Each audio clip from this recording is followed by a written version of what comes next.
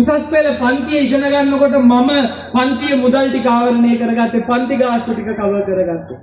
ඒක නිසා අපිට උදව් කරන්න මහා ධනපතියන් පරිත්‍යාගයන් හිටියේ නෑ.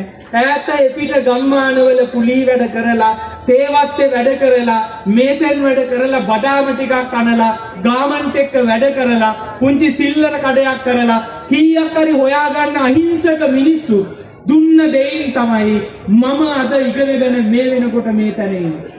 එහෙමනම් කළගුණ දන්න භික්ෂුවක් විදිහට, ඒ වගේම මේ රටේ නිදහස් අධ්‍යාපනයෙන් ඉගෙනගත්ත භික්ෂුවක් විදිහට මේ රටේ තරුණ පරම්පරාව වෙනුවෙන් සඳගිරිසායේ නැමැති තරුණ භික්ෂුවක් වශයෙන් මගේ තිබුණ හීන මම දිනුවේ මොන පාර දිගේ ගිහිල්ලාද අන්න ඒ පාරට මේ රටේ තරුණයින් ඇදලා අරගෙන කිසිදු පටු පරමාර්ථයකින් තොරව ඒ තරුණ තරුණයන්ට Tamange හීන දිනන්නට හරි පාර හදවතින් පෙන්නලා දෙන අදහසින් තමයි මේ සඳගිරි මාසෑ සමාජ මාධ්‍ය මහසමුළුව අපි බාධක හමුවේ වුණත් බස්නාහිර පළාතේ පනාගොඩ බෝධිරාජාරාම විහාරස්ථානයේ පැවැත්වුවේ.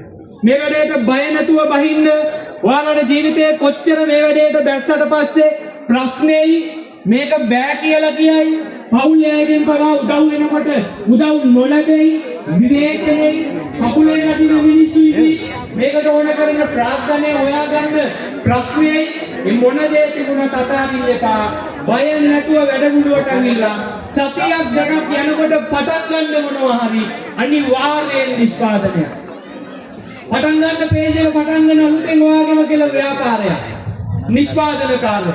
වගා කටයුතු කරන්න ඉඩ තියෙනවා නම් පටන් ගන්න හොඳ මිලක් තියෙන වගාවක්. ඒ වගේම වෘත්තීය හැකියාව